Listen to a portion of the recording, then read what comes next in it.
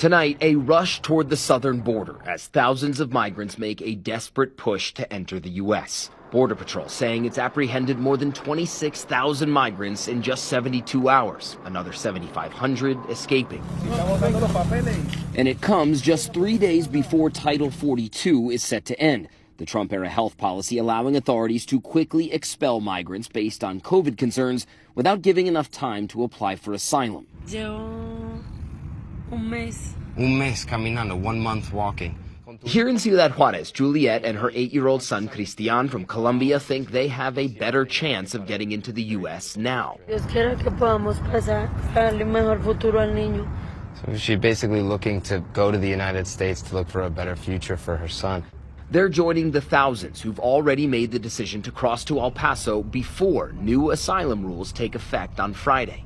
This is the U.S.-Mexico border, and migrants have been crossing at this spot nonstop. But with Title 42 ending later this week, the question is, ¿puedes pasar? How many more people will be crossing by the end of this week? Officials are bracing for upwards of 10,000 migrant crossings every day. Our Mireya Villarreal is seeing the migrants on the U.S. side in El Paso. Right behind me, you see hundreds of migrants waiting. Some people have told us they've been here for 8 days trying to get across the border and then into some sort of shelter here in the U.S. In preparation, the Biden administration is expanding holding facilities, adding immigration officers, and even sending 1,500 active duty troops to support the response.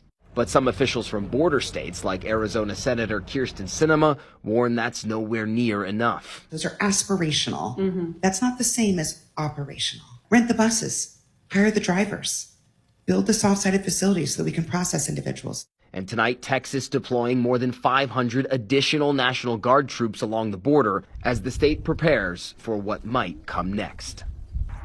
And David, many of those migrants you can see there behind me have chosen to cross now because starting Friday, they will need to follow a series of new rules in order to apply for asylum in the United States. And if they don't follow those rules, they run the risk of not being able to re-enter the U.S. for 5 years, in addition to being deported back to their home countries. David? All right, Matt Rivers, just over the border in Mexico. Matt.